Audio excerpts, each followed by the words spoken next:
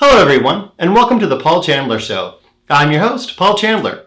Well, so news for you. I turned 40 today. Yep, the big 40. So I thought that tonight's discussion, we would be using some of my favorite words that I like to say in the CPT book. So tonight we're going to be discussing esophagoscopies, and then also my favorite word, esophagogastroduodenoscopy, because that is one big word that once you know how to say it correctly, you'll want to put it in every single sentence just to sound cool like how I am. So, but a lot of people can't say esophagogastroduodenoscopy, let alone a lot of doctors cannot spell esophagogastroduodenoscopy. So we simply acronym it to EGD. So tonight we'll be talking about esophagoscopies and esophagogastroduodenoscopy, also known as EGDs. We'll be right back.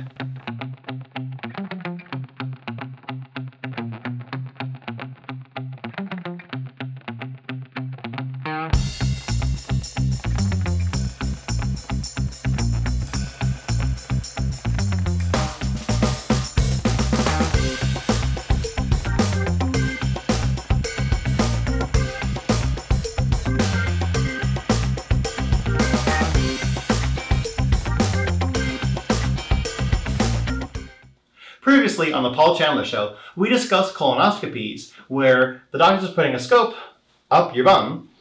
Now we're talking about when the doctor for the digestive system is putting a scope through your mouth or through your nose for an esophagoscopy, or my favorite word in the entire CPT coding manual, esophagogastroduodenoscopy, also known as an EGD. So first we're looking at the esophagoscopies. So breaking that word down, esophagoscopy, esophago, esophagus, and oscopy for scope. So again, first it's going to be, the scope is just going to be going down the esophagus, and then we'll be looking at the EGDs, or esophagogastroduodenoscopy. So in the documentation, the scope can either be placed with either going through the nose or through the mouth, so transnasal or transoral. We also use two different types of scopes, a rigid or flexible scope. So as far as the coding on it, and based on the documentation, we have, again, this is for the esophagoscopies, we have four different parent codes: 43180, 43191, 43197, and 43200.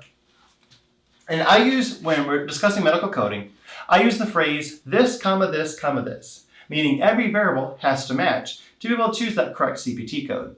So the first variables that we have with the esophagoscopies is the type of scope that's used. Is it a rigid scope or a flexible scope? And with the difference between the rigid and the flexible scope, and this is not like in a pop and soda scenario where it's the same thing but two different words. Rigid and flexible are two different types of scopes. So your documentation will either say a rigid scope or a flexible scope. And as far as the coding, the first two parent codes deals with the rigid scopes, because those are shorter and non-bendable. Then we have the next two parent codes deal with the flexible scopes. So they're, kind of a Ethernet cord, snake, garden hose, for example. They're flexible as in they're bendy.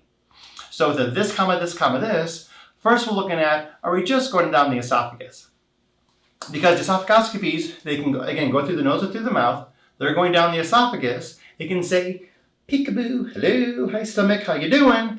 But it can not go all the way then through the stomach. Then that would be upgrading the code to the EGDs.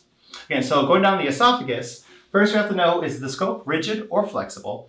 Then we have to know as far as the route, is it going through the nose, transnasal, or through the mouth for transoral? So there's only one transnasal code. So we have three parent codes that deal with transoral going through the mouth. 43180 is transoral. So here I'll be doing O for transoral or N for transnasal. So 43180 is transoral, so is 43191 and 43200. There's only one parent code for transnasal, and that parent code only has one kit code for dealing with biopsies. So the 43197 is the transnasal code. And if we're looking at the parent codes and the amount of kit codes, 43200 has the most kit codes, as in the most type of surgical procedures that we can do. Because I don't know about you, but I like having my nostrils being the same size. So the flexible scopes, they're not as thick as a dry erase marker is, for example. A little bit skinnier than this, but picture putting something just a little bit skinnier than this through your nostril, kind of going back there and going down, doing the scope, seeing what's going on, and coming back up. Next thing you know, your one nostril may be a little bit bigger than the left. So that's why most of the scopes do go through the mouth for transoral, because face it, America, we all got big fat mouths. As in, the size of our mouth is bigger than our nostril. So don't think about saying anything else, but we have our mouth is bigger than our two nostrils. So most of the procedures we can do are going to be flexible through the mouth as far as the scopes. Now, there are some codes, though, that gets a little bit tricky and it's easy to get confused on. So we have 3 codes, and all these 3 kid codes fall under the parent code of a flexible transoral scope, where the scope is going down the esophagus. So we have the kid codes 43126, 43127, and 43227. These 3 kid codes. Because the 43126 is taken biopsy, but the main part is the technique. The 43126 is using hot biopsy forceps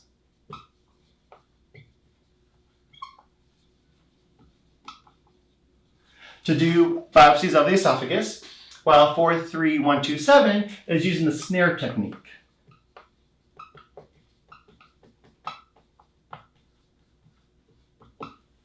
So technically in 43126 and 43127, we're doing the exact same thing, but how we're doing it is different. So both those codes were taken biopsy or biopsies. So it doesn't matter if we're doing one or multiple, it's still just one unit of the code, but the technique and how we're doing those biopsies are different. So again, if we're using the hot biopsy forceps technique, then we code that as 43126, or if we're doing the snare technique, we code that as 43127. Then another code that gets quite confusing, possibly, is 43227. Because 43227, so it's a surgical scope with a flexible scope, transoral going through the mouth, but this is to control the bleeding. And the thing is, a lot of times, coders will want to choose 43227 if, say, while the provider has a scope going down the esophagus, they're doing a surgical procedure, and the scope runs up against the side of the esophagus, and because of that friction, let's say my hand here is the outer layer of my esophagus, and this black marker is a scope, that the friction back and forth can cause the esophagus to bleed occasionally. That is not what we mean by 43227. Because that friction, and if the esophagus does bleed, that time that the doctor takes to control that bleeding due to the scope and the friction, that is built into every single CPT code while we're doing the esophages.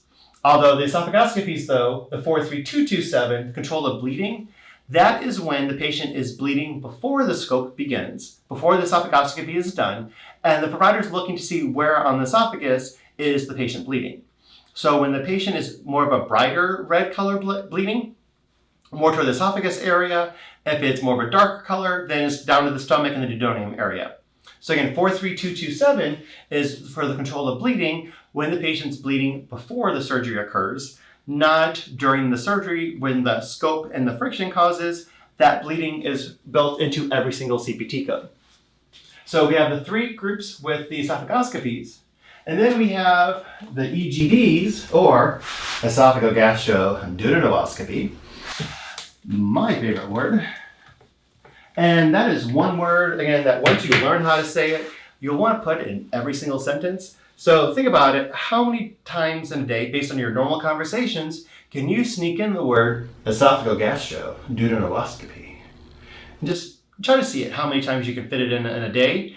And also while you're doing that, see how many weird looks you get while you're figuring that out during the day. But so with the EGD, and I won't say that esophagogastroduodenoscopy word anymore, except I just said it. But I'll just say EGD. So with the EGD code, we have the one parent code, 43235. So with this, esophagus, gastro for stomach, and duodenum for the duodenum. So we're going farther down.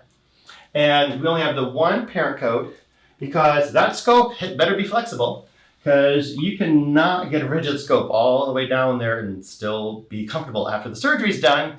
And again, the same process of it's going to be Transoral, because I like having my nostrils be the exact same size. That sucker's going to go through my mouth to go all the way down to my duodenum. So we only have one parent code, flexible scope, that is also transoral.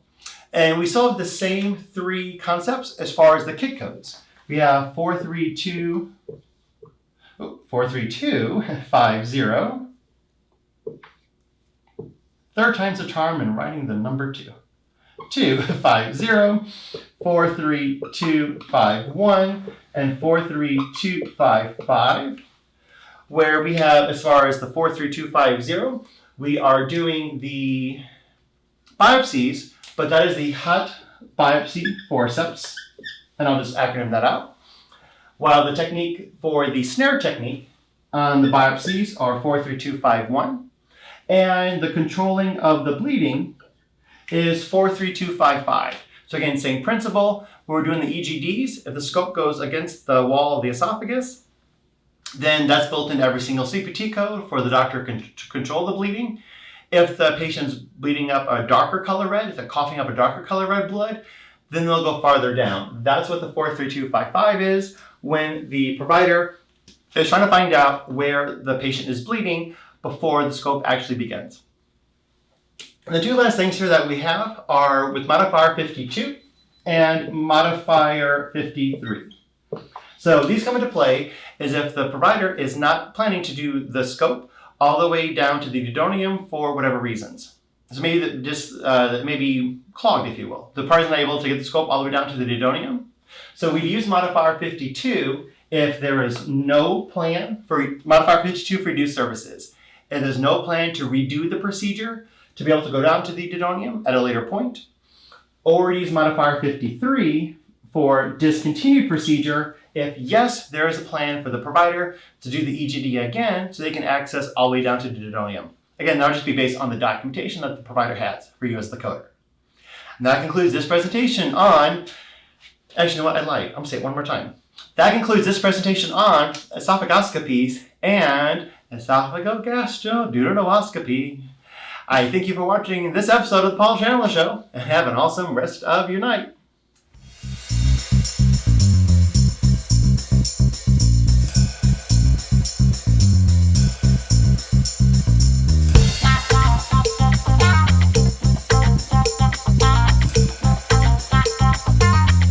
If you like this video and want to see more, make sure that you subscribe to our YouTube channel.